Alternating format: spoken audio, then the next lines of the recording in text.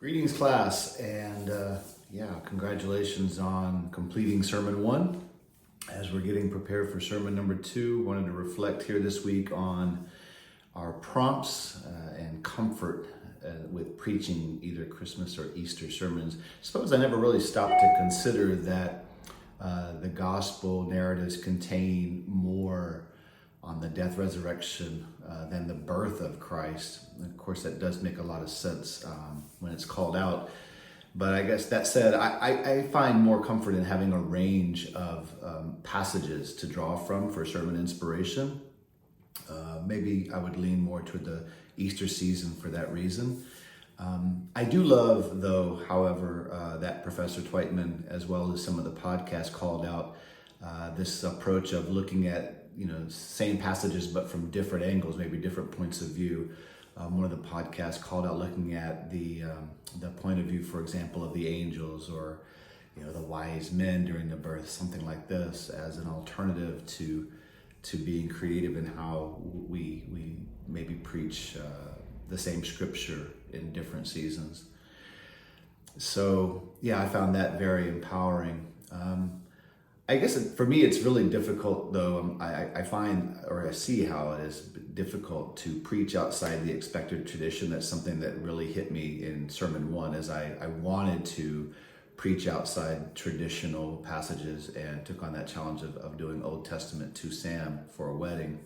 And something I realized in that is with this great freedom and flexibility to preach outside the box, if you will, that can take a lot of time and a lot of effort, which is good because it allowed me to really, dig into a passage in a way I haven't imagined before. But it is exceptionally time consuming, and then people I also find are used to hearing certain things in certain occasions, and so when we go too far outside, that can be maybe jarring for folks. I did love the Be Creative at Christmas podcast. I had a note here how they're leveraging other creative people in the congregation. That really speaks to my love of creating with others rather than in solitude. I do find that, having moments of solitude and time in solitude with God is very edifying and certainly a spiritual discipline that I practice. But in terms of creating, particularly writing, film, and sermons, I just find so much more richness in having a diversity of voices in that process. So I really loved that particular podcast for that reason. It prompted me and reminded me to really reach out to others in that process. I guess my preference really is to be outside the box and to be in that creative realm. So I guess I was really inspired by the readings and the podcast this week that leaned into that sort of creative vein, and the alternatives, preaching, like, for example, Christmas, not as it seems. And I guess this is one of the reasons that I tend to try to push the edge of the box, if you will, in terms of tradition or traditional passages, traditional messages, is that oftentimes, in my experience, a lot of those sermons can oftentimes become cliche. The words that are used can sometimes be cliche, and that's not always bad. But for some in the audience, that can be I don't know what the word is, distracting in a sense. And so this is something I learned in the military years ago in public speaking, that cliches can just take people out of the core of the message itself.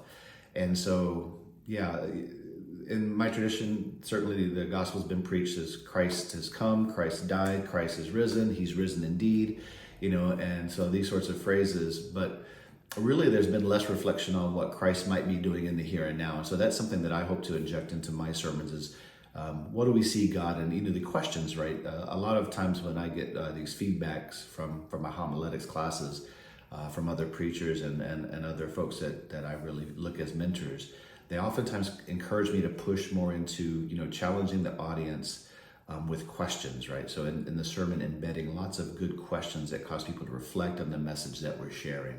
And particularly around what is Christ, what is God doing in our lives, in our personal lives, in our communal lives, and in the world.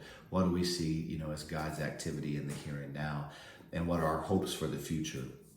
I'm reflecting on the hope and joy that people are seeking in church service, as a refuge from the doldrums of their career, the frustrations in their life, perhaps frustrations in their marriage or their family, or their isolation in life. And I'm questioning, what kind of disservice do we do by staying either too remorseful or too steeped in joy, without a balance, without this arc, a little bit of both?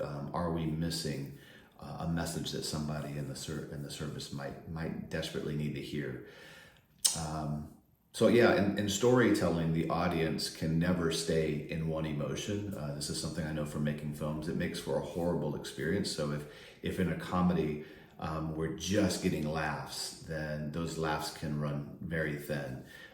The best dramas have comedy. The best comedies have drama. And so for me, preaching, much like storytelling, is finding this balance of lament and hope, and not crushing the spirits of our listeners in the process, but challenging their hearts and their souls to see the hope, to see the joy, but also to have an opportunity for lament to be okay. And balancing that experience is what I'm seeking. Yeah, thanks so much for your reflections. I look forward to everyone's post this week.